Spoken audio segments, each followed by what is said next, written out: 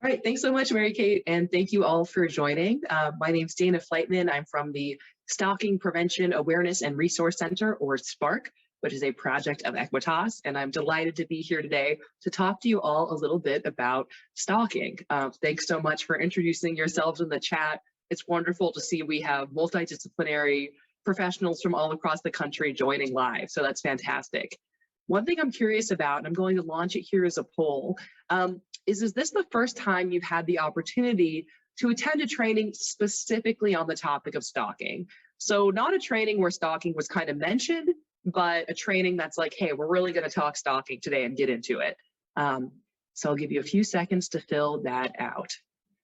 All right, I'm seeing the answers come in. All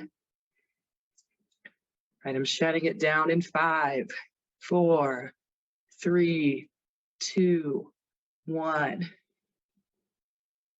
Okay, and let me share the results with you all. Okay, great. So it looks like for about half the room, the virtual room anyways, it's your first stalking training. About a third are saying, yeah, I've been to 1 or 2, and more than 10% saying, oh, I've been through plenty. I could teach this, right? So certainly for folks, however you're entering the training, there's no one expert on stalking. You're the ones on the ground doing the work, keeping victims safe and holding offenders accountable. So don't hesitate to weigh in at any time in the chat and share your experience, your strategies, your expertise.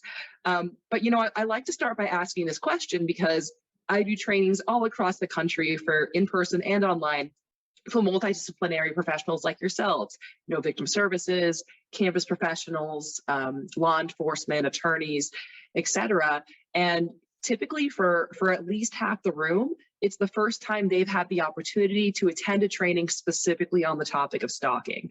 And we want to remember that, you know, stalking is one of the 4 major crimes under the Violence Against Women Act. It's domestic violence, sexual assault, dating violence, and stalking. But it's always kind of like, and stalking? Like we almost called our website andstalking.org, because so often it's like, oh yeah, and stalking, we do that too. But the reality is that stalking is prevalent, it's criminal, it's traumatic, it's dangerous, and it's definitely something the victims you're working with are experiencing, and the offenders you might be working with are perpetrating at similar rates to those other victimizations. But it's quite under-resourced. So, you know, there's no national stalking hotline. There are few, if any, standalone stalking crisis centers, and there's just not a lot of information available. And so, look, you're the ones on the ground doing the work. You know how to do what you do. My hope just by the end of the session, you kind of move that and stalking a little more to the beginning of your sentence and see the great work that you're already doing through that lens.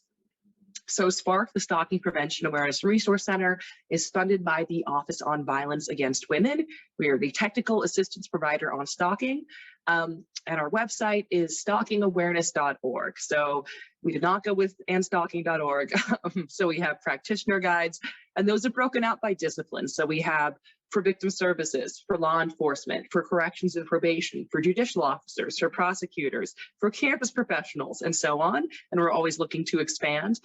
We also have training modules. So if you do any kind of campus or community awareness education around, say, dating abuse or sexual assault or bystander intervention, you know, you want to be including stalking in those as well. And so we have scripted programs on our website that for free you can download and just pick up and lead with slides and videos and scripts. We have discussion guides on all 3 seasons of the popular Netflix show You, and other strategies to get people talking stalking, as well as activities you can integrate into existing programs. So I hope you'll check those out. So you could do that again without having to reinvent the wheel. We have victim resources. So we are not a direct service provider, but we know that victims come to our website for information. Here I'm seeing a couple folks in the chat saying they can't see the slides. It should be shared, so I'm not sure. I guess ask Mary Kate if there's an issue. Okay, sorry about that. So in terms of victim resources, we're not a direct service provider, but we know victims come to our website for information, right? And so we have things like this brochure. We have these in English and Spanish. You can order these from us for free. We'll mail them to you. There's a space here to put your organization so that if you have something to hand your victim of intimate partner violence, sexual violence, you have something for your stalking victims as well, right? We also have fact sheets, infographics, and links to hotlines, etc. And sign up for our newsletter and follow us on social, right? If you get our sixth sense of humor on social, our handle is at follow us legally. We will not be scared. It is legal. We want you to follow us and sign up for our newsletter. You know, as an anti-stalking organization, we will not contact you excessively or without your consent. So you have to actually opt in. It's when we send around quarterly. It's not when we're sending all the time. So I hope that you will connect with us after the session. All right, so why learn about stalking besides, okay, it's one of the 4 major crimes under VAWA, and this webinar is free. Stalking is a really important thing to understand. It is criminal, it is traumatic, and it is dangerous. So stalking is criminal. It's a crime at the federal level in all 50 states, as well as US territories, including the District of Columbia. It's a crime on tribal lands and in the military justice system. It also violates campus codes under the Clery Act and Title IX. It might be a misdemeanor or a felony, depending on your jurisdiction and your situation, but it is a crime across the board. A lot of folks don't realize that stalking is a crime. And so you have victims saying, well, what, should I call the police because somebody keeps ringing my doorbell or driving by my house? And of course, a lot goes into victims' decision to engage with law enforcement or not, but a lot of them don't even realize that's an option because they don't recognize what's going on is a crime that could get that sort of criminal justice response. And it is traumatic. So many stalking victims experience mental health issues that can be short-term to lifelong, particularly post-traumatic stress disorder, anxiety, and depression. And if you think about what we call that anticipatory fear, that sense of waiting for the other shoe to drop. And maybe you've had that in your life. Maybe you've been waiting for an important call from the hospital or something like that, and you're in that heightened state where anything could happen. We have stalking survivors feel like that sometimes for years. So you can imagine the kind of trauma that would create and the kind of hypervigilance that would likely result. Many lose time from work. About 1 in 8 lose some time. About half of those lose 5 days or more. And stalking survivors are typically not a protected class of worker in most states. So in other words, in most of the country, if a stalking survivor goes to their employer and says, hey, here's what's going on, could I, switch shifts or not answer the front desk phone, the employer could accommodate them, or they can say, that's annoying, you're fired. And typically that victim will have no recourse. So we see stalking victims losing their jobs because of that lack of accommodation, as well as, of course, interference from the stalker, right? They slash my tire, I can't get to work. They're parked outside the restaurant, I'm not going to go in and work my shift. And this really shocked me when I learned this, that quite a few victims relocate. In fact, 1 in 7 stalking victims move. So think how annoying it is to move when you want to move, right? Even if it's all a positive thing, it's still expensive, it's stressful. It's not something you do lightly. We have 1 in 7 victims relocating to get away from these offenders, which I think shows how consuming this is or can be. It's always good to hear from survivors in their own words. Here's one who said, it's not easy to describe the fear you have when you see the stalker or signs of the stalker everywhere you go.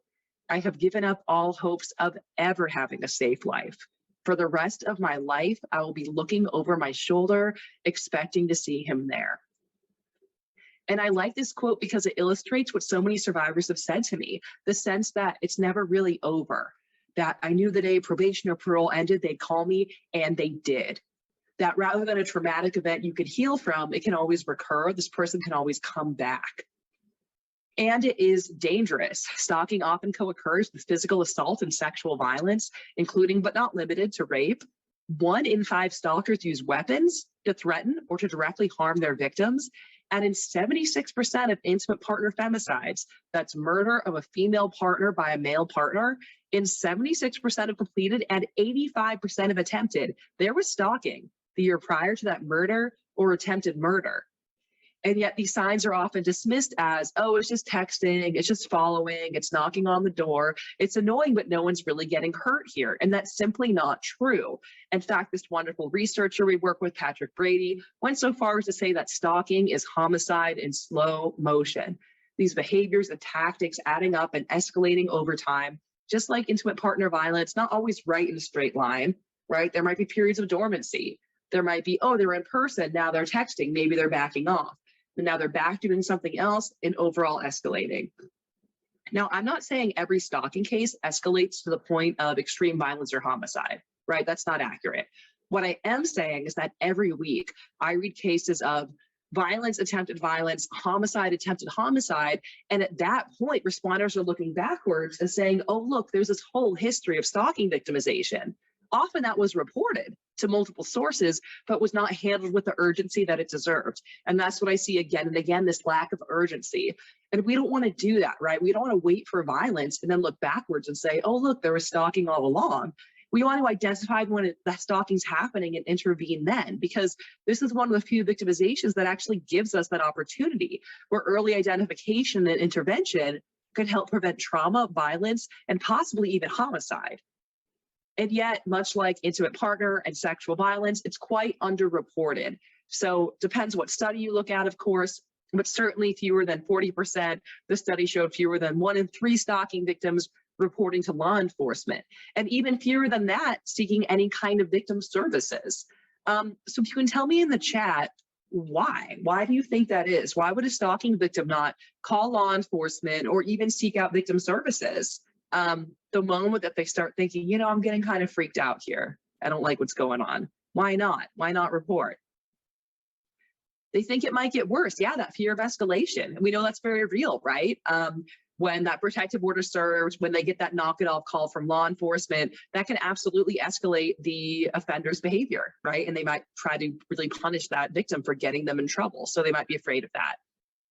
Stalking's hard to prove and they fear they won't be believed. Yeah, absolutely. I think especially with stalking, we really expect victims to show up with their documentation log and all their evidence. And that is helpful. I'll show you a documentation log later, but it's also quite burdensome for our victims. And there's a lot of sense of, it happened, but I can't prove it.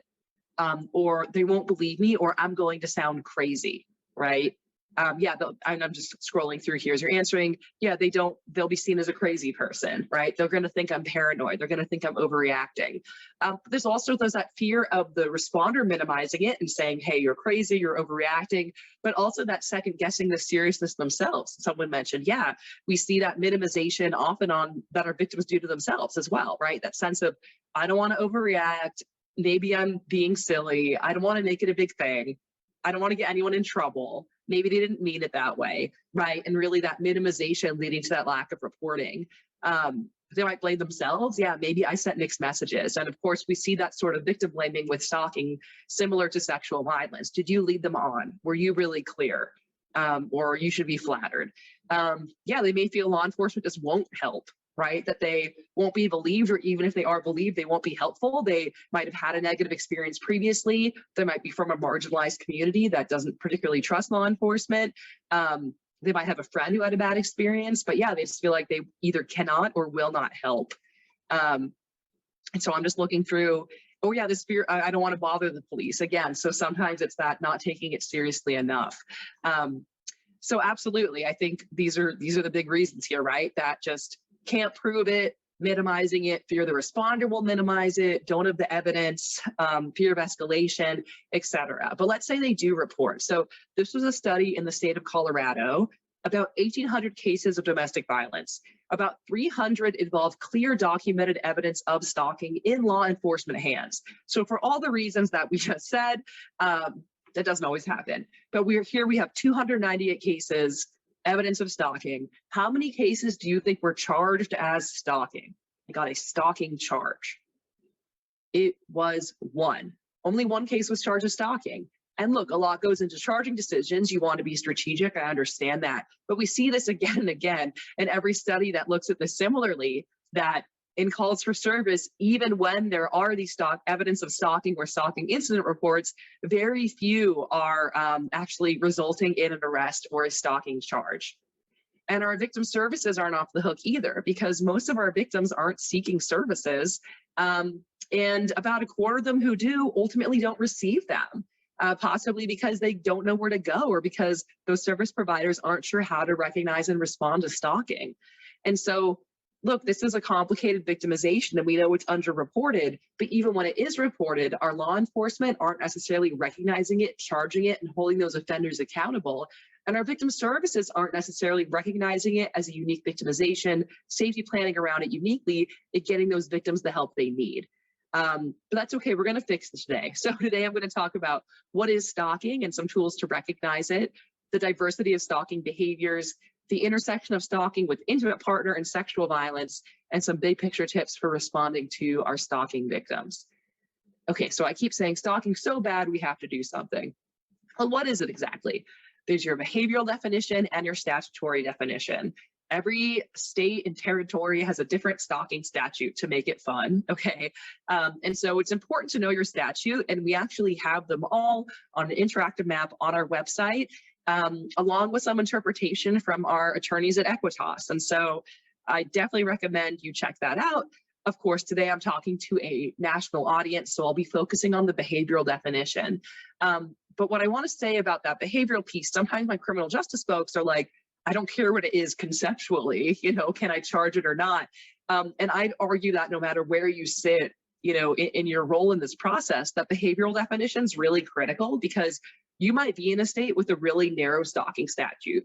You still want to be able to explain to victims, hey, what you're experiencing is stalking. You're at risk for all the things stalking victims are at risk for, and we want a safety plan uniquely around that and connect you to victim services and recognize the urgency. If you go down the street to law enforcement, that may or may not meet your statute's thresholds, right? So that's confusing for victims, and it's important to know both. But again, today we're focusing on the behavioral definition, which, if you happen to be campus-based, is the same as the definition that'll be governing your student policies, so your Clery Act Title IX. Okay, so again, look this up on your own time. I'm happy to talk to you about it additionally.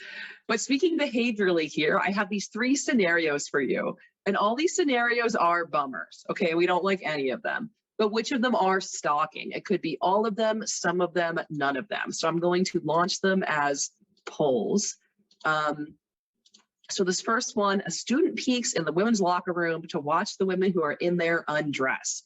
Does this sound like stalking to you? Yes or no? I won't let you say maybe or it depends, because I'm very mean. So I'm going to give you a few seconds to answer.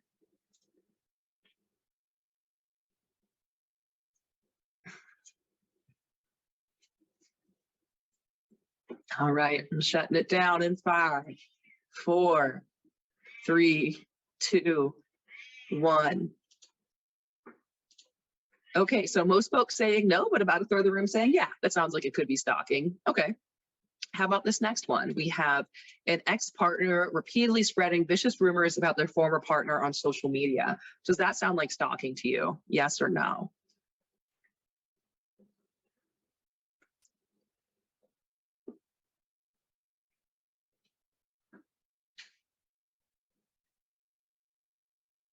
All right. Shutting it down in 5, 4, 3, 2, 1. Okay, that split the room a little bit more. So most folks saying yes, but almost 40% saying no, I don't think that's stalking. And last but not least, this terrible supervisor regularly asks her employee personal questions, mocks him in meetings, sends emails at weird hours, is verbally abusive when he doesn't respond right away. Does that sound like stalking to you?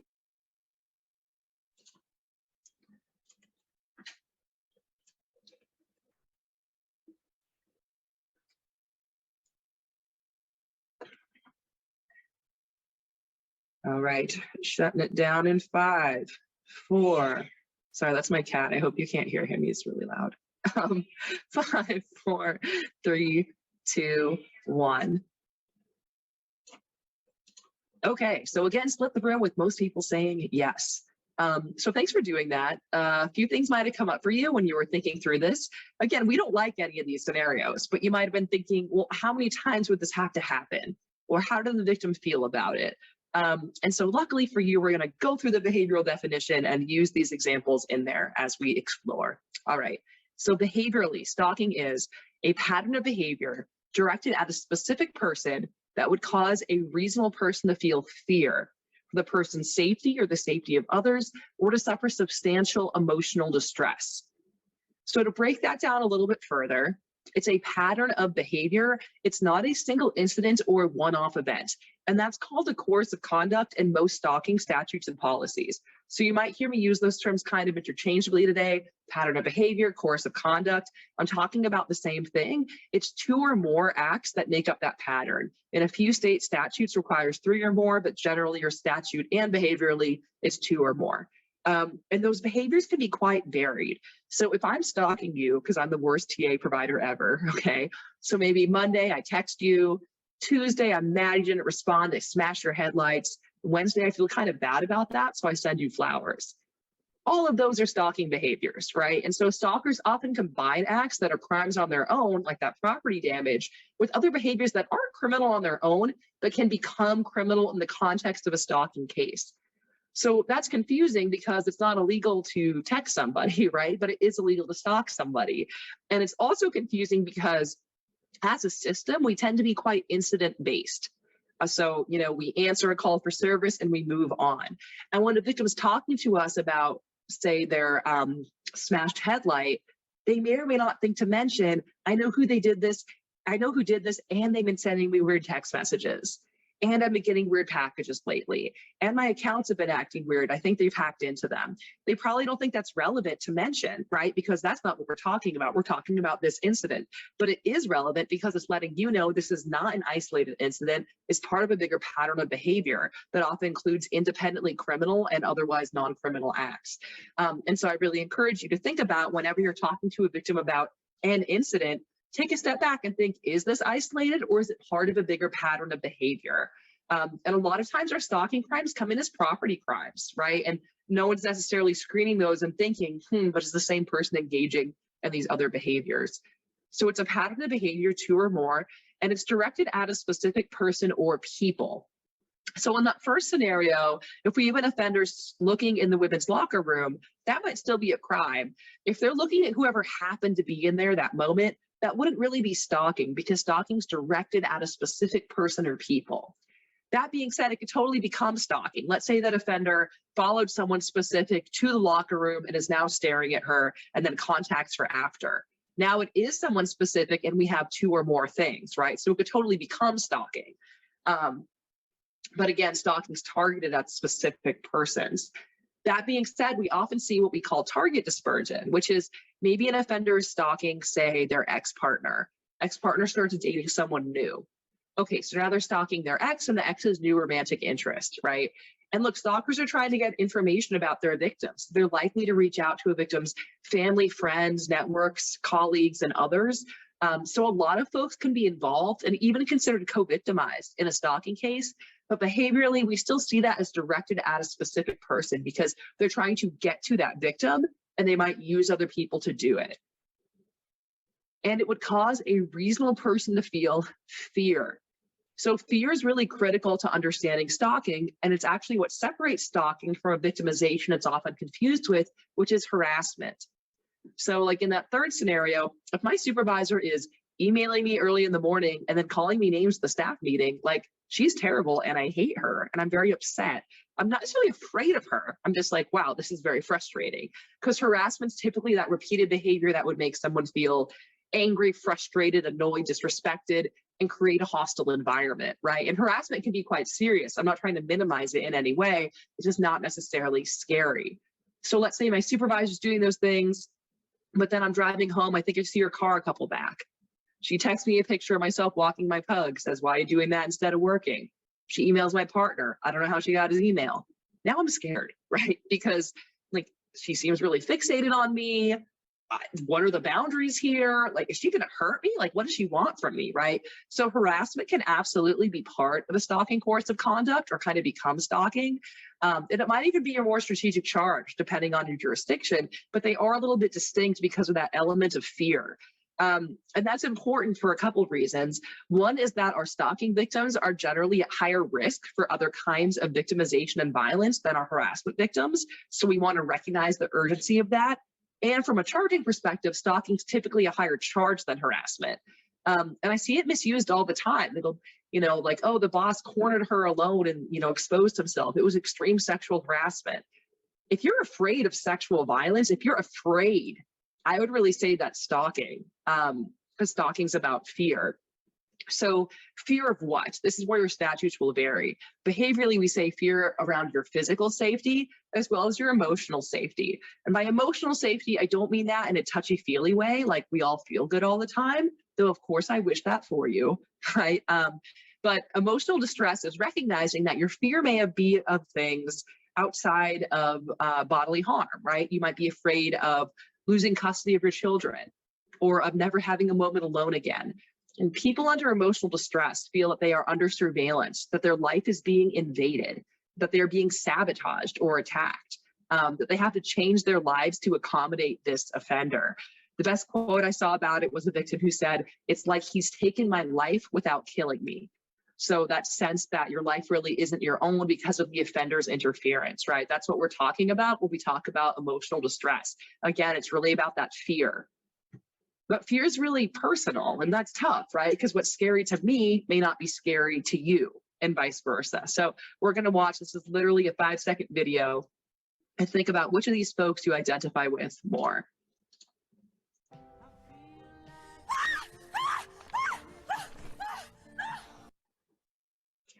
Yep, that's it.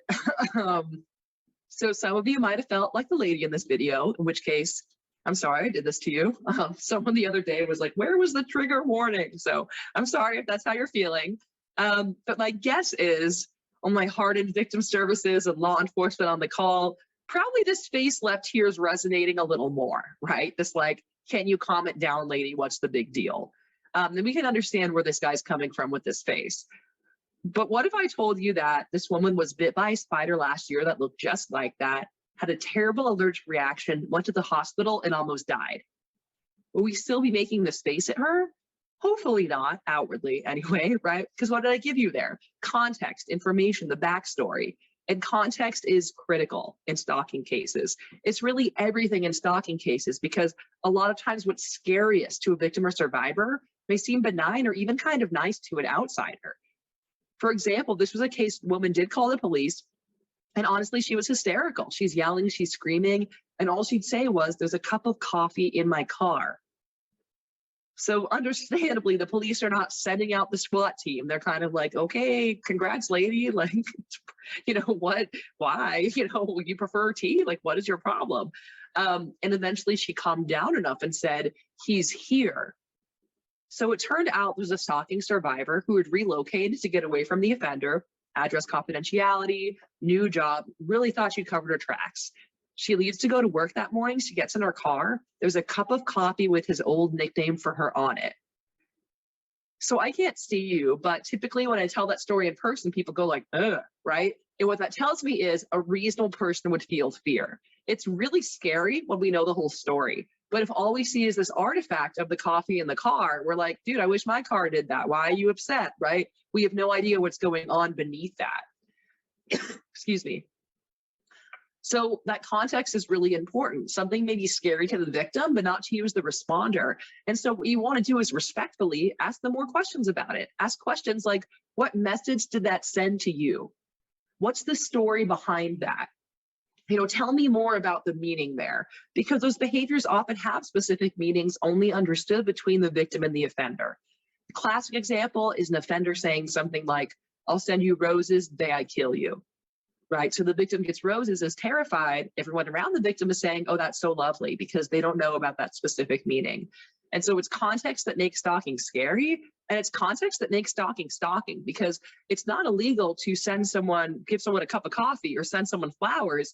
It is illegal to threaten to kill somebody, right? And so when one means the other, it falls to us often to explain that.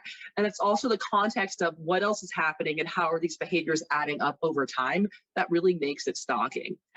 The truth is, if a victim's afraid or in distress, even if it doesn't make a ton of sense to you at first, they probably know something you don't, right? And so we're gonna watch the next few seconds of this video and see how it plays.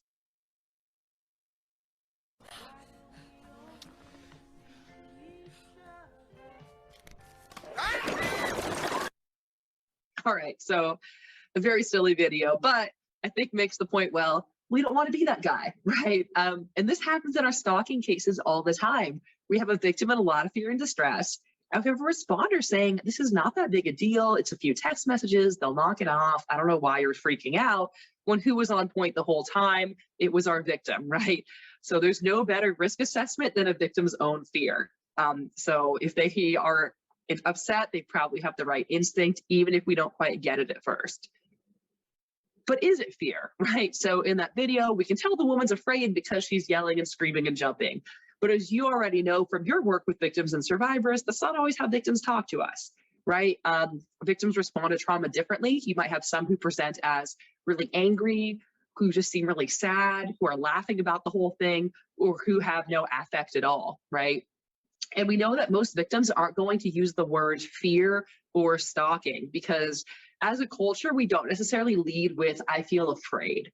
We're more likely to say something like, I'm concerned, I'm frustrated, I'm worried, I had a question about, I'm annoyed, right? Rather than I'm scared of this.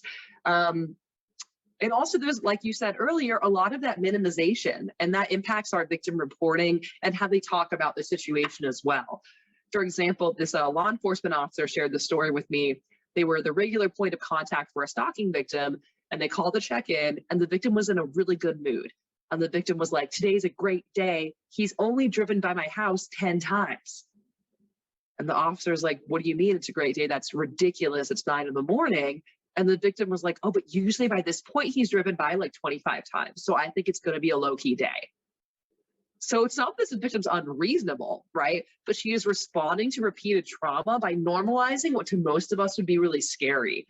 And that's where behaviorally that reasonable person standard is kind of helpful, because if you have a victim who is saying, oh, it's fine, they follow me all the time, they're in all my accounts and they threaten me, as long as they don't bother my kids, right? You can kind of take a step back and be like, is it fine? Would a reasonable person in the same situation think that's fine? And if not, that might still be stalking victimization. Another helpful way to assess for fear or distress is to ask the victim what they've changed as a result of the stalking behavior. Because I've had victims say, like, oh, I'm not afraid of them, but I left their picture with front desk security at my apartment, in my workplace, and I don't walk alone at night anymore, and I bought some pepper spray, and I don't take the bus, I only take like Uber or Lyft.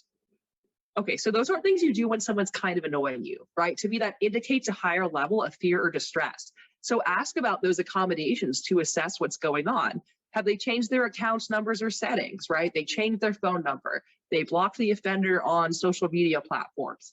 They used to share their location, now they don't, right? These different changes, as well as safety devices or accommodations. That could be things like, you know, I got all my locks changed, or I bought some pepper spray, or I got a new security device, like the Ring doorbell to see who's coming to my home. Could also be things like, I was gonna go home, but I saw them parked outside my house, so I went to a motel instead, and here's the receipt. Security or privacy measures, those could include those upgrades to security, but also things that are more behavioral, like, you know, I don't go out alone at night anymore. And ask witnesses, right? You might have a daycare saying they never used to call, now they're calling 3 times a week saying, make sure no one else picks up my kid. And financial impacts, right? Including if they've lost time from work, identity theft, or damaged property. Most of us can see why that would be distressing. And so, you know, again, asking about these changes can give us a better sense of what's going on with that victim. All right, so prevalence and behavior. Stalking is an extremely prevalent victimization. In the United States, nearly 1 in 3 women and 1 in 6 men experience stalking in their lifetimes. This is new data from the CDC this year. I want to say too that we know that stalking impacts people of all gender identities, absolutely. This is the best available national data, and this is how it's described. So that's why I'm repeating it to you that way. And we know this is underreported, just like every other related victimization, right? But still, nearly 1 in 3 women and 1 in 6 men. If you think about domestic violence, that impacts around 1 in 3 or 1 in 4 women. Sexual assault, same, somewhere between 1 in 3 and 1 in 5, depending what study you're looking at. So stalking is really right up there in terms of victimization. And yet for so many folks, for stalking training, no national stalking hotline, very few stalking resources. Most of our stalking response is housed under domestic or sexual violence. And so if you're being stalked, where do you go? It can be very difficult to know. And so, you know, this is just to say that it really falls to us to be enhancing our stalking response, because there's so few places for these victims and survivors to go for help. People of all sexual orientations experience stalking. We know that our sexual minorities experience it at higher rates than our heterosexual population. So especially our lesbian women, gay men, and bisexual women experience higher rates on average. So again, people of all genders experience stalking. We know that women are more likely than men to be victims, and that the majority of victims report that the offender's male. That's regardless of the victim's sexual orientation. That's true overwhelmingly for female victims. Over 80% of the time, their offender's male. But it's also true around 40% of the time for male victims. About 40% of the time, their offender's male. So why is that happening? Why are men stalking other men? Well, some of it might be an extension of power and control from same-sex relationships. But some of it's also that target dispersion I mentioned earlier. For example, you might have an ex-husband stalking an ex-wife. She gets a new boyfriend. Now he's stalking the new boyfriend as well. That's not all men stalking other men, but that is a big piece of it. So when I look for pictures of stalking, which I do because I'm fun, okay, this is the kind of stuff I get. So as you can see, it's a lot of alleyways, binoculars, strangers. I like this person in the middle left wearing like a hoodie and a mask and behind a computer, but did not cover their webcam. So these kind of alley lurkers, right? Very similar to the myth of the stranger rapist. And I'm sure it will not surprise you at all on this call to know that this is not accurate, right? That actually the majority of the time victims know the offender, or the offender knows the victim. So I know you know that already. You're like, duh, why are we spending time on this?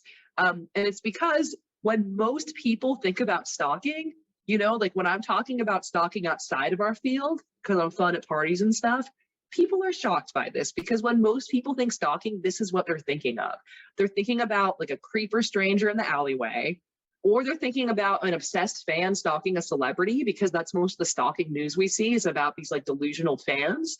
Or they're thinking about a secret admirer sending a ransom style note because they're still buying magazines for some reason. Okay, and then all those things do happen, right? But they're the minority of cases. And so that's when that's the popular conception, you have victims saying things like, well, that's not a stalker. That's just my ex having a hard time getting over things. Well, again, surprising no one on this call, that's a major category of stalking offender, right? So about 40% of the time overall, that stalker is a current or former intimate partner. And I'll talk about that intersection with intimate partner violence in a little more depth in a few minutes. But it's that extension of power and control, that intimate partner stalking, right, related to domestic violence. So that's a big piece of it, and that's really important. But I want to make the point strongly that if about 40% of the time the stalker is a current or former intimate partner, that means about 60% of the time they are not, right? They might be an acquaintance, they could be a stranger, though it's relatively rare, a brief encounter, like, oh, I met that person at a party once, I think they're a friend of a friend, a family member, or a person of authority, like a supervisor, immigration officer, law enforcement officer, academic advisor, somebody with some kind of power over that victim. And so I really encourage you to think about in your work, and I know you're sitting in different agencies and different roles, but in your agency and with your partners, are you serving all victims of stalking, intimate partner and not? If you are not, do you know where to refer them? And if you are, that's great, but would they know how to find you? Because if I'm being stalked by, say, an old acquaintance and there was no sexual relationship, I'm probably not going to pick up the phone and call the Rape Crisis Center or Family Violence Services, or even go to the Title IX office that I associate with sexual assault. And yet that's where the folks are who can help. Again, there's no Stalking Crisis Center, right? It's all under rape or DV typically. And so there are ways we can help enhance that, right? Like, is the word stalking on your website? Do you have a clear policy on if victims experiencing stalking that are non-intimate partner offenders can come into shelter? Do you have stalking brochures to hand to people? Do you screen all your victims for stalking, right? And so we have a checklist of fun questions like that on our website, so you could be the most popular person at your next staff meeting and ask, right? And some of these are pretty low-hanging fruit, like, hey, just get some stalking brochures. And some are harder, like, how do we get regular training on stalking for our staff? And look, our job at Spark is to make it, I won't say easy because it's not easy, but as easy as possible to integrate stalking into your existing response. Because And I understand it's not fair. Look, there's plenty going on within the victimizations of sexual and intimate partner violence. Those are big jobs with plenty of complexity and work to do, but there's nowhere else for our stalking victims to go. And we don't want to be missing 60% of them, right? And so there are some strategies, and we're here to help support that as well. All right, so stalking behaviors. I do not mean this as a compliment to stalkers, but stalkers are very creative offenders. People always tell me the most bizarre, disturbing cases are stalking cases, because if you think about it definitionally, it is about going out of your way just to scare somebody else. Like, that's the entire point, right? So I read a case where an offender drove 300 miles to carve his ex's name in trees near her house. That's a stalking case. I've seen a lot of dead animals in the mail cases lately. These are stalking cases. These like, why? Could you do anything else with your time? These are stalking cases. And so because stalkers are creative and they're the ways that they offend, we have to be creative in identifying those behaviors. Another common stalker tactic is this sort of crazy making behavior. And so, for example, a common stalker tactic is to break into a victim's vehicle or home and not take or break anything, but just leave some sign they were there. So maybe they leave the can of soda, that's the brand the victim knows they always drink. Or they move a lamp they one time argued about where it should go. Or they turn the TV on a channel they used to watch together. And so when the victim gets, let's say, home, they know that offender's been there. But they're like, what am I going to do? Call the police and say someone moved a lamp? I'm going to sound crazy. And offenders know that. In fact, the recent CDC data showed 1 in 5 victims reported that exact behavior, and offenders sneaking into their home or car and leaving a sign they had done so. And so if a victim ever says to you, I know it sounds crazy, but that's a red flag. This might be a stalking case, because again, offenders know that it sounds crazy and it's hard to prove. That's why they're doing it. Sometimes I know I get pushback from law enforcement, and I'm like, look, I'm not saying don't investigate it, like go ahead and investigate, but just also recognize that offenders really are engaging in this behavior to make victims feel crazy and to question their own reality, as well as when they describe it to make it sound really outlandish and like no one would go to those lengths, but stalkers will. Because there's a lot of stalking behaviors, it's important, again, to identify them all. And when most folks think stalking, they think surveillance. So we get the imagery of like the binoculars or the camera. We've heard a lot about like property tags in the news lately. And that is a big part of a lot of stalking cases, but it's not the only thing, because anything scary that's not the first thing that's happened could be stalking. And so I think this is a really helpful framework from this wonderful researcher, T.K. Logan, to help us expand our thinking on stalking. And these categories overlap and intersect, and that's fine, but just to kind of think more thoroughly about how a stalker might antagonize their victim. And so I'm going to go through each category and a few examples of each. Please feel free to share in the chat any that come to mind for you that you might have seen in your work. All right, so surveillance is pretty much what it sounds like. How's the offender tracking, watching, monitoring, gathering information about that victim? That could be in person or using technology. And I will say too that, look, it's important to know what kind of technology is out there and to recognize the use of technology to stalk. But most, not all, but most offenders who use technology to stalk are also stalking in person. And so good old fashioned driving by the home, going through the mail, going through the trash, just sitting outside the house and waiting. Those are still really popular stalking strategies, in addition to the more modern ones like planting a GPS on the vehicle, hacking into accounts, etc. And proxy stalking is a fancy way of saying stalking through third parties. And that's a very powerful one that really can't be overstated. Sometimes those third parties have no idea they're helping a stalker. It's maybe going to a mutual friend and saying, hey, are they going home for Christmas this year?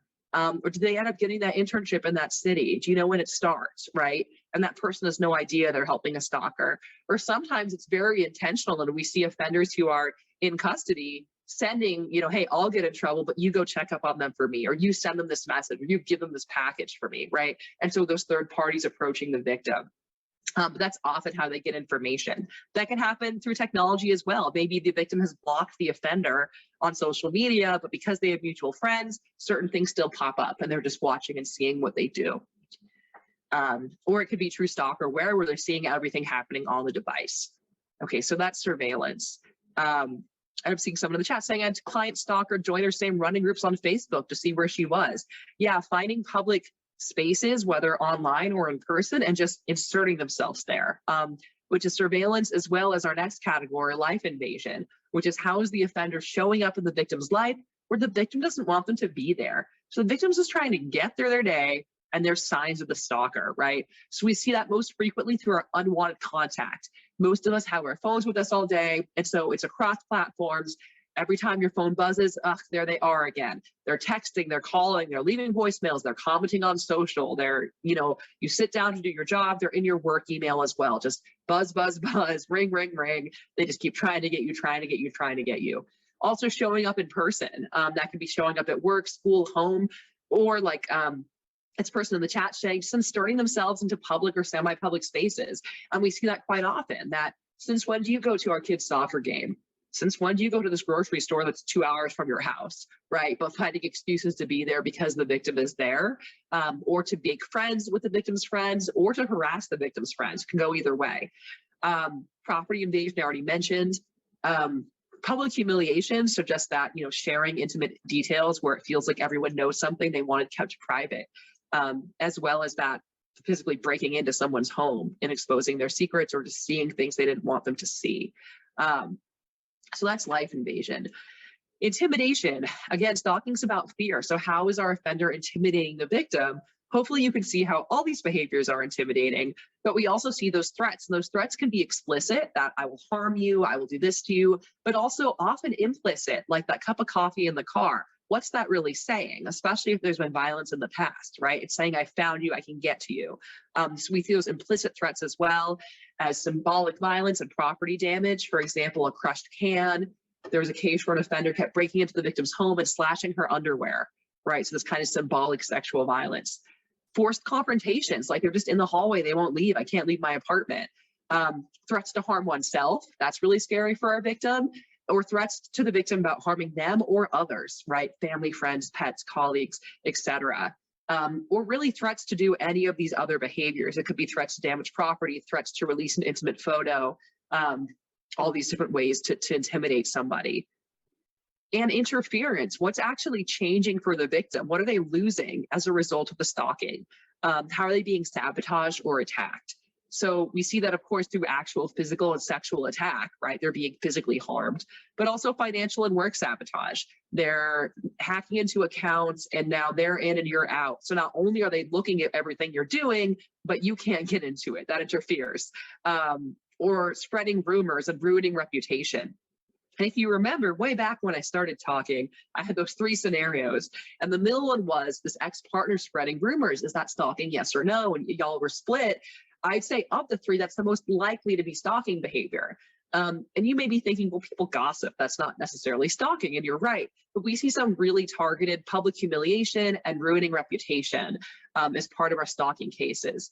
For example, there was a case where an offender, every time the victim got a new job, would create and send nude images of that victim to her new employer, along with a bunch of lies about what she liked sexually. And so, okay, obviously that's beyond, people gossip, right? That's a really targeted and sabotaging kind of rumor spreading that is making it so this victim cannot be successful at work.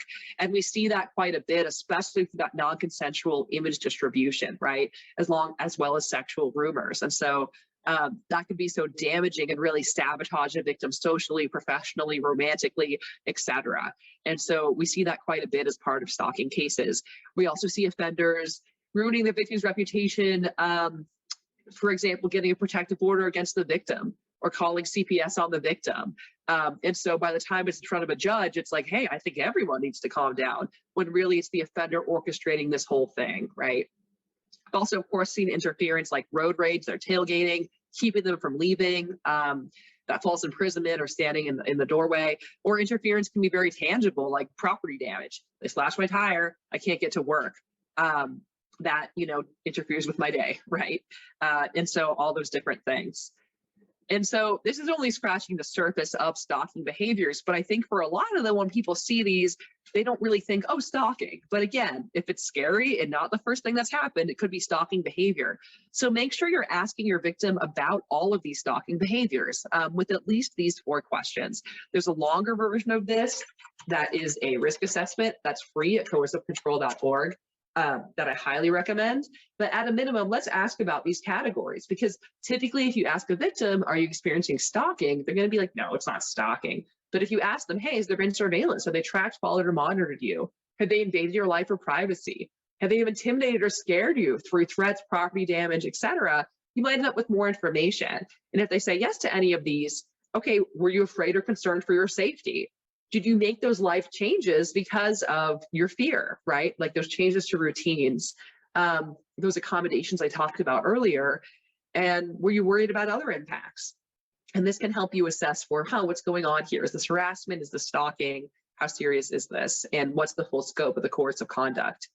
And this, again, is the much longer version of that. By much longer, I mean it takes like 15 minutes. So too long for your responding officer on the scene, but a really wonderful tool for anyone with a little bit more time. Any professional can do this with a victim. Victims can also do it on their own. Really cannot recommend it highly enough, because we say, hey, ask all the questions, get the whole course of conduct. This really has them all in there. It's free, it's online. We have a webinar of us going through it with a sample case. If you want to see it before you're sitting across from a victim, it creates a very succinct narrative profile that says, here's what's going on. That's 2 pages or less. That's like chunked out by section. And also create some safety planning suggestions to start from. So really highly recommended if you're thinking, how do we screen for stalking? Those first 4 questions are a great place to start. And this is much more thorough and can do a lot without too much effort. Now, because there's a lot of stalking behaviors, there's also a lot of potential crimes that an offender might commit in their stalking course of conduct. So I often hear a complaint from victims who say, they said they couldn't do anything because no one had hurt me yet. And that makes me nuts, because it's not true. There's plenty of non-violent crimes that are still crimes. So if we can't charge stalking, charge something. Of course, it depends on your state criminal code, but in many states, these or some iteration of them are crimes, right? Identity theft, eavesdropping, vandalism. And sometimes these get ignored because people think, oh, these are just these little misdemeanors or whatever. But again, you're building the course of conduct. So if on day 1 you have, say, trespassing, and on day 2 you have voyeurism, I know I'm not your judge, but according to me, Judge Dana, you now have a stalking case. You have 2 or more behaviors that would cause a reasonable person to feel fear. But if we didn't do anything about that trespassing, now we don't have a stalking case because we're starting from 1 instead of 2. And so accountability is important for all of these things. And also, again, building the course of conduct. I also encourage you, if you're looking at an offender's record, sometimes we'll hear, well, they don't have a violent record. Okay, but if you look at the record through the lens of stalking, and it's things like eavesdropping, voyeurism, vandalism, trespassing, computer crimes, and it's against that same victim, that might be a stalker, and stalkers are violent, right? So it kind of changes how we look at that record. Similar here for our campus folks, look at your student conduct code. I guarantee you have a code of conduct around, terms of service around using your wireless on campus, and you have similar student conduct policies. So if it's not stalking, let's build the conduct with something else. About 80% of stalkers use more than 1 means of approach. So they're not just doing one thing, they're doing a variety of different tactics. 2/3 of stalkers pursue their victim at least once a week. Many pursue daily. And the average duration of a stalking case, this really shocked me when I learned this, not the high end. The average duration of a stalking case is 2 years. And 10% of cases last 5 years or more. And so basically stalkers have a lot of time to change their behaviors, and not always. Look, a stalking case can last from an afternoon to a lifetime. There's a huge variance there. But for many of our offenders, these cases are dynamic. And so what that means is when you're working with a victim, when you're thinking about safety planning as well as getting evidence, you can't just focus around what's already happened. No, you can't read the future, but as much as realistically possible, you need to think what might happen next, because just because all they've done is text doesn't mean they're going to stay there, right? They're probably going to try something else. So asking your victims, what access or information does this offender have about you? Letting your victim know, these are common stalker tactics. What do you think they might try next? So you can be as preemptive as possible. And of course, revisiting that risk assessment and safety plan over time, because again, these cases change and we want to be responsive to that. All right, so co-victimizations. I already mentioned that a big piece of stalking relates to intimate partner violence, right? About 40% of our offenders are current or former intimate partners. And so I do want to focus in on that area quickly here. Our director, Jennifer Landheis, will be doing a more in-depth session about that in 10 days. That's also free that you can register for on our website. So she'll say this and more, but to give you kind of the quick version here. If we look at our friend, the power and control wheel, which my guess is you've seen before. And of course, this is highlighting that an offender can exert power in different ways to control their victim, right? That it's typically not physical and sexual violence in isolation, but it's a pattern of abuse that includes a variety of other tactics. And so I show you this because often in our field, if I do hear folks talk about stalking, they'll talk about it like this. They'll say, okay, it was an abusive relationship, the victim left, and from the day the victim left, that abuser began stalking them. And that can happen totally. But let's take a step back. If during the relationship, that offender is asking the victim where they are all the time, following them to work, asking for friends and family to check in on them, showing up at work, showing up at school, demanding check-ins, putting a tracker on the car, looking at their accounts, that's stalking, right? It's intimate partner violence. It's what we might call emotional abuse, digital abuse, and or coercive control, and it's stalking. It's both. It can happen before, during, or after a relationship. Over half the time, it's happening during the relationship as well. But typically when they're stalking during the relationship, we just call it digital abuse or emotional abuse. And again, it is those things, but it's also stalking. And we want to know that. We want to know when they're stalking at any point in our intimate partner violence relationship, because while all stalkers can be dangerous, on average, our intimate partner stalkers pose the greatest threats to their victims. They're the most likely to be threatening and or violent. So why do you think that is? If you can tell me in the chat, why would an intimate partner stalker be more dangerous than, say, a brief encounter or a stranger? Why?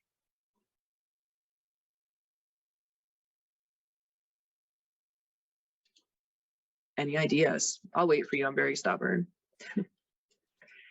Because they know so much about you. They know them personally. Yeah, the familiarity, absolutely. And the access, right? So yeah, they know things that are very practical for stalking, right? They might know your password. If not that, they could probably guess your security questions. They know your mom's phone number. They know where you get coffee. They know your routine. But also, yeah, they know their triggers and how to hurt them the most, because who knows us better than our partners or ex-partners, right? And so not only do they know how to access or when to access, they know what will uniquely scare you. And that's what stalking is all about. It's very personal. It's about scaring you uniquely. So absolutely, that information and access, as well as that power and control dynamic, on average make these stalkers the most dangerous. And we want to remember this is different than our national kind of myth about stalking. And I can tell you, like, there was a victim who was telling me she had 2 stalking incidents in her life, totally unrelated incidents, just was unlucky. One time it was an ex-husband. One time it was, excuse me, a homeless man in her neighborhood with mental health issues. Guess which one got the more urgent response, right? It was that homeless man, where she felt like she was really supported by others. But when she was afraid for her life, it was that ex-husband stalking her. And so, you know, this bias can really impact our response. Excuse me, I have a bit of a cold. So on average, for exactly the reasons you said, the closer someone is or was to a victim, the more threatening and violent that they are. That being said, all stalkers can be dangerous, and these categories can be a bit misleading. For example, intimate partner. No one uses that term besides us, right? No one's like, oh, here, meet my new intimate partner. No one's ever said that. If you have an acquaintance that's like, they're a friend, but I met them on a dating website, or we hooked up a couple of times, or whatever, there's a lot of kind of conflation of those categories. I think what's more important is what information or access that person has, especially if someone's an acquaintance, but they're like, oh, that was my really close friend. We're friends since college. We lived together. We traveled together. We went home for Christmas together. And now we had a falling out and they're stalking me. I'd put that level of threat closer to intimate partner than, say, private stranger, right? Because they have a lot of information and access. And so we still want to be really evaluating that for each one of our cases and situations. So on average, our intimate partner stalkers are most likely to approach the victim in person, be interfering, insulting, and threatening, use weapons to threaten or harm, have their behaviors escalate quickly, and while the recidivism rate is high across the board for offenders, it's even higher for these intimate partner offenders. This is a study of women with protective orders. So all the women have been abused, all of them have protective orders. Some of them have been stalked as well. For the women abused and stalked, they had higher rates of all the harms listed here across the board. Everything from verbal abuse and degradation to physical violence, sexual violence, threats, being beat up, attack with a weapon, and injury. Again, when there was abuse and stalking, higher rates of all these victimizations. And like I said right at the beginning, the homicide connection. In the vast majority of intimate partner homicides, they're stalking the year prior to the attack. More recent studies showed it's one of the top 10 risk factors for intimate partner homicide. It increases the risk by 3-fold. So look, I'm not saying that stalking causes these other harms, causes these victimizations, or causes homicide. What I am saying is it's an indicator that when you see stalking in an intimate partner violence relationship, whether it's during or after, that should be a big red flag that, hey, this victim's probably experiencing other kinds of victimization and might be a particular risk for a variety of harms, including to homicide. If we just call it digital abuse or emotional abuse, we miss that flag, right? We miss that indicator. Stalking can also intersect with sexual violence several different ways. The stalker might threaten or plan to sexually assault the victim. So their intimidation might use sexual language. They might be threatening sexual acts or sexual violence, or they might be engaging in surveillance in order to sexually assault the victim, right? They're planning an assault. They might get someone else to sexually assault the victim, a third party. I'll talk about that more in a second. They might, of course, actually assault the victim. That could be part of their course of conduct. Or sometimes the stalking begins with sexual violence, and then there's contact after to intimidate the victim and do that. You better not tell anyone, or thanks for a great time, or some conflation of the two. Or we had a case where an offender assaulted the victim using an object and then kept mailing the victim that object, right, to enhance the trauma of that assault. So became stalking afterwards. So with that third party, this is a pretty well-known case here where we had this offender went on just Craigslist and pretended to be the ex-girlfriend, the victim, and impersonating the victim said, I have this violent rape fantasy. I want a real aggressive man to come and rape me. And if I yell and scream, that's part of it. Here's what I look like. Here's where I live. Unfortunately, because we live in a terrible world, someone did respond to that ad and assault the woman. The only good news is that both offenders were held accountable there. And I think when people see that, they're not like, oh, a stalking case. But this is multiple ads, add other kinds of behavior as well. Most of us are afraid of sexual violence, right? Even your narrow stalking statutes likely to include fear of sexual assault. And so I wish I could tell you this third party assault is this like really off the wall thing, but we see more and more impersonation, especially through dating websites and social media profiles, because all you really need to make a profile for someone is an image of them and then a new email. And so we see offenders impersonating their victims, setting up dates for this kind of sexual violence, as well as sharing intimate images and ruining reputation that way.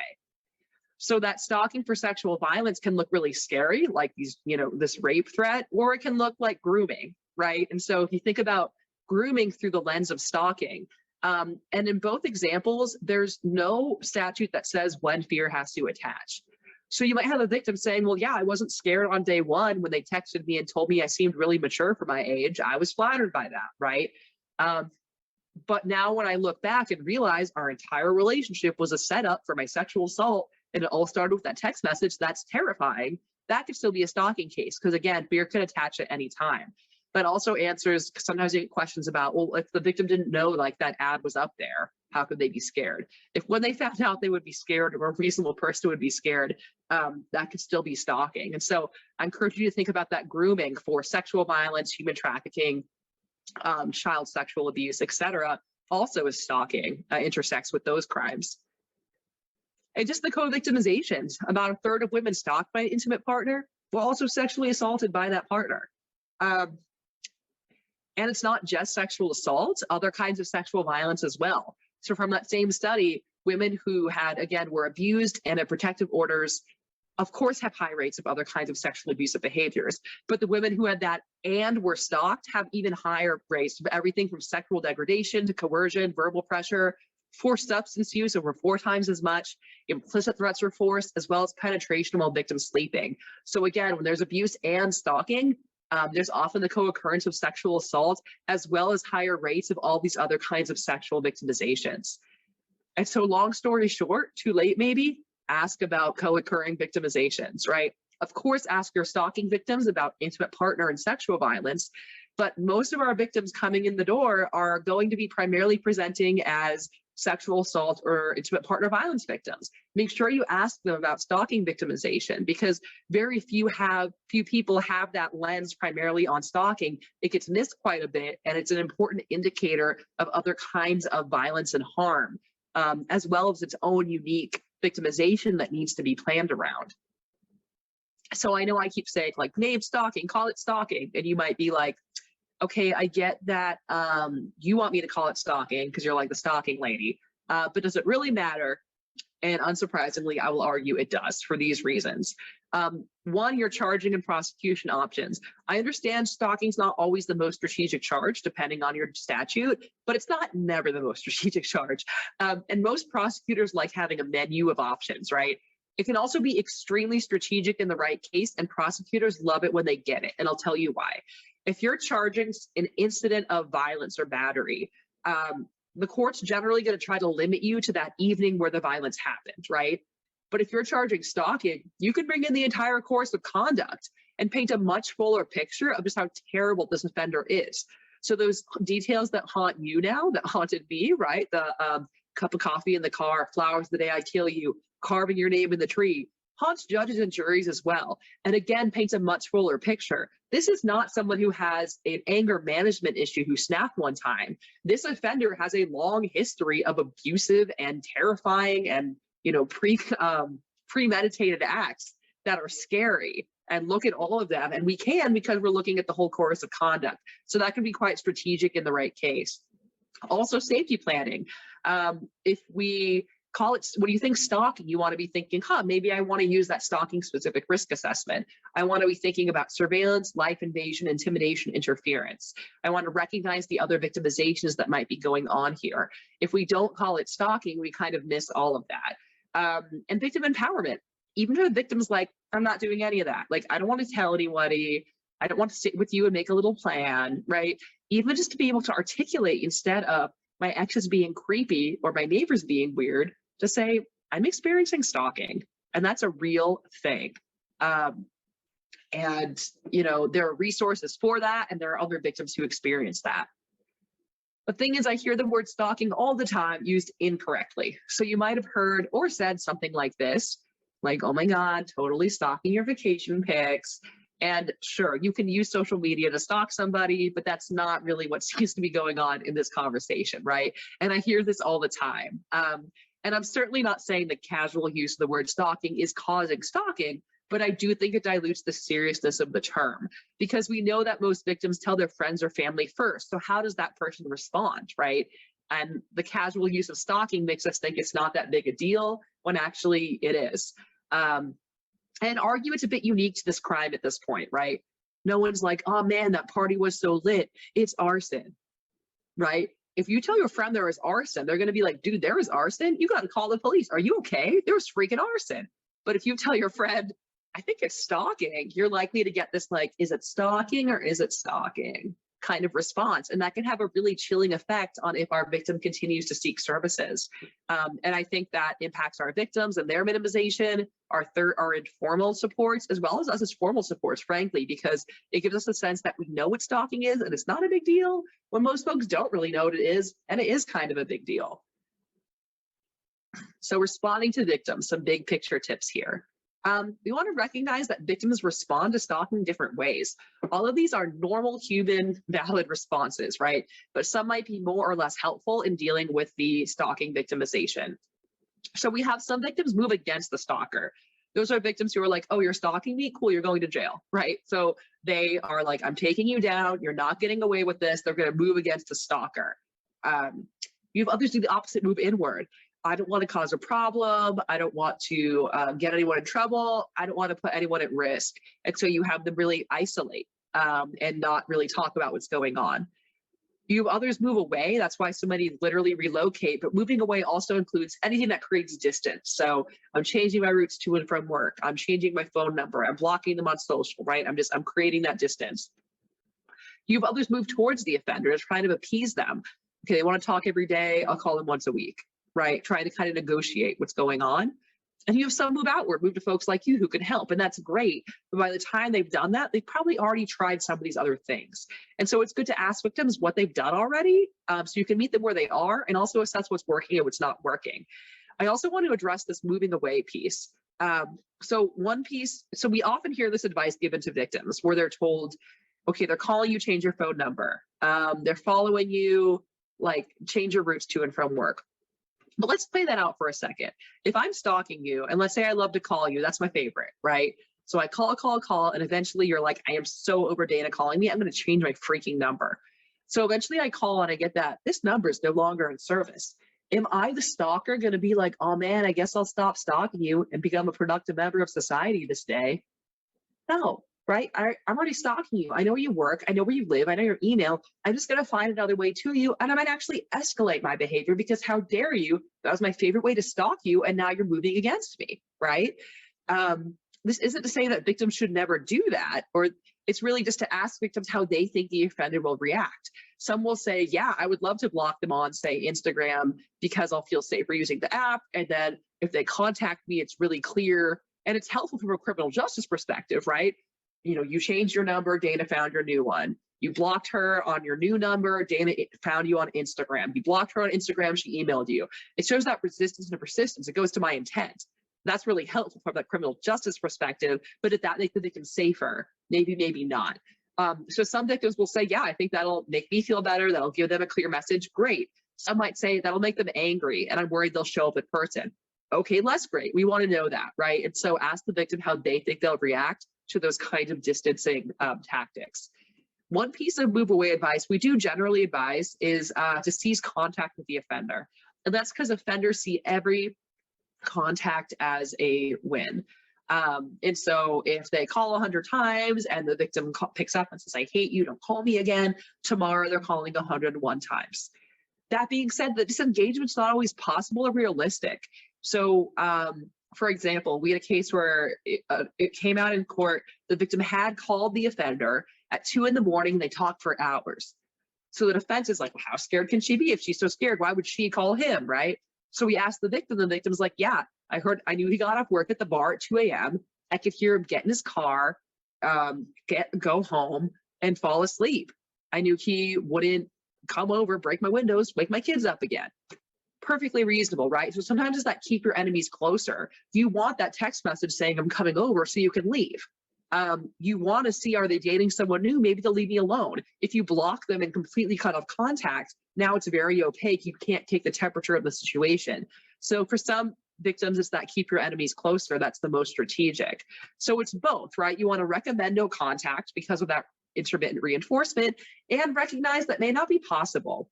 If there's hard and fast rules in your jurisdiction or practices on the ground, like the victim will lose their protective order, make sure they know that, right? But keep the dialogue open. It's not like they did something bad, they're negotiating their safety.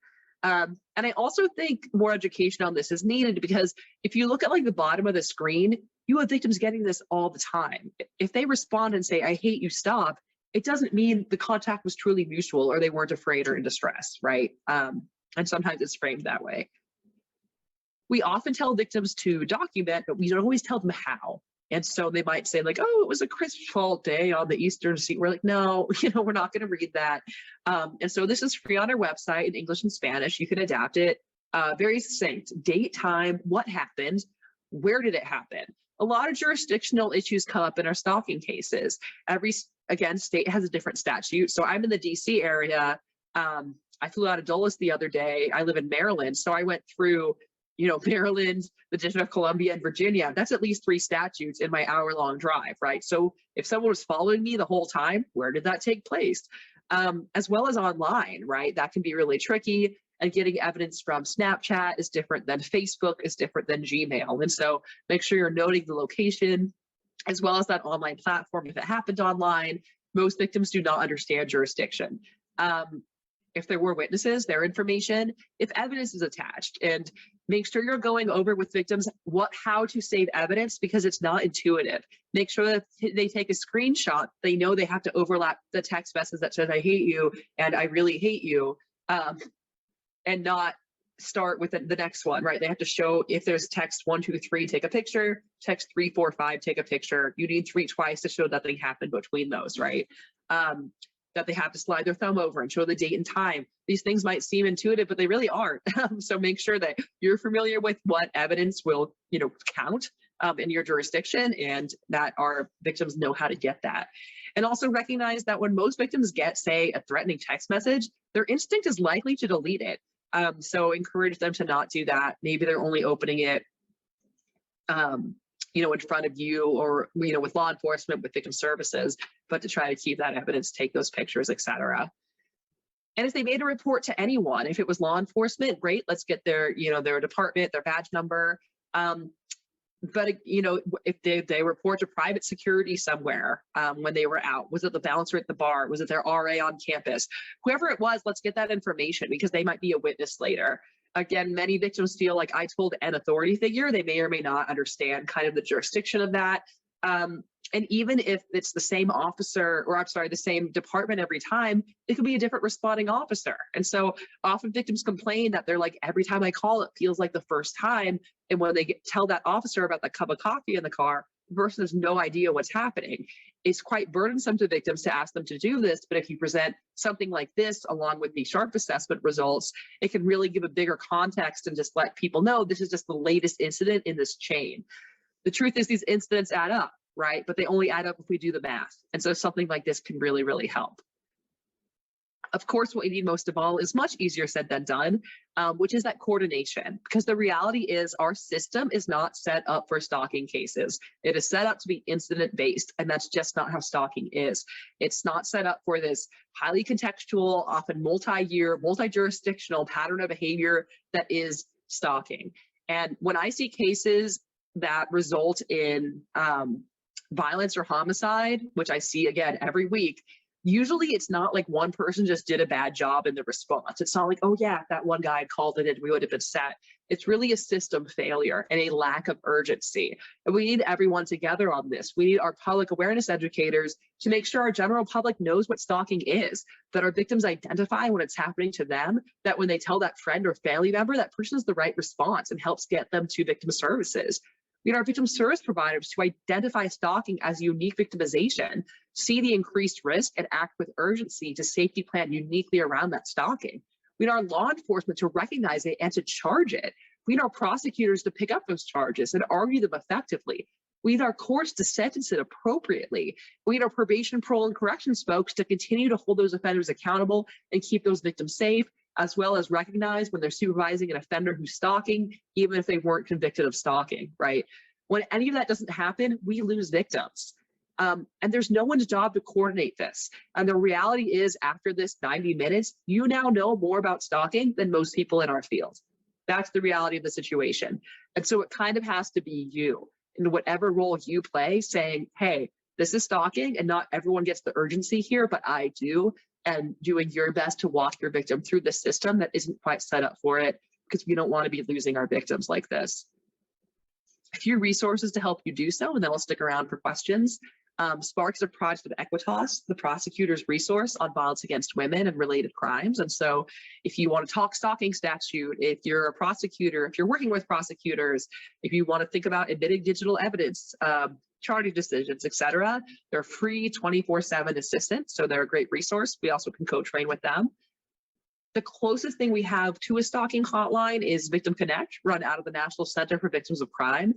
So if you're ever sharing like the RAIN hotline, the DV hotline, make sure you share Victim Connect as well.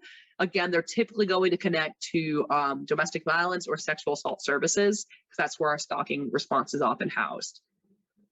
January is National Stalking Awareness Month. I'm sure you're as excited as I am. I don't think it always gets the same amount of love and attention as October or April. And all these victimizations are important, but I'm biased, but I would argue that people in our field are truly less aware of stalking and the facts about it. So it needs your love, it needs your attention. So we have everything you need to spread the word on our website. We do daily social media posts in English and Spanish. We have newsletter blurbs you can copy and paste into your newsletter, programs you can pick up and lead, and other ways to just incorporate this into your work. So I hope that you will participate. Of course, it's always Stalking Awareness Month to me. So anytime you want to do those things is a good time. But if you're looking for, the moment to center your programs, I hope that you will join us in January. Okay, I mentioned these are free. You can order them from us and we'll send them to you. Just so you have something in your office that says stalking in that waiting room, right? And so your victims can get some information. And of course, your favorite website, you know it, you love it, stalkingawareness.org. We have practitioner guides, again, broken out by discipline. So we have victim services for law enforcement, for prosecutors, for corrections, and so on. Training modules. We also have a section on helping friends, for friends who are concerned. Training modules for all your public awareness needs. Maybe do one in January, I don't know, but it's always a good time to lead a program, or of course to incorporate stalking into your existing programming. Victim resources like those infographics, fact sheets, brochures, and webinars like this one. So if you want to hear me talk even more, you are in luck, because we have an archive of recorded webinars, and we're called Spark. So I got to call it the Sparchives. So it's pretty much the pinnacle of my career. You can check us out in the Sparchives anytime. Connect with us on social media and sign up for our newsletter. Here's my contact information. I just want to thank you so much for all your attention and all of your great work. I know it's easy for me to sit here and say, hey, do this, think about this, use this tool, but you're the ones who are actually on the ground, keeping victims safe and holding offenders accountable. It is all easier said than done, and I totally appreciate that. So truly, thank you for the work you do and for taking the time to learn a little bit more about stalking today. I saw some folks ask about the webinar or slides, words, the webinar slides and certificates of attendance. I'm going to give you our info at stalkingawareness.org. You can email, and then we will send you those things. We'll also, this webinar was recorded, so we'll put it up on our website in the next couple of weeks. Thanks so much.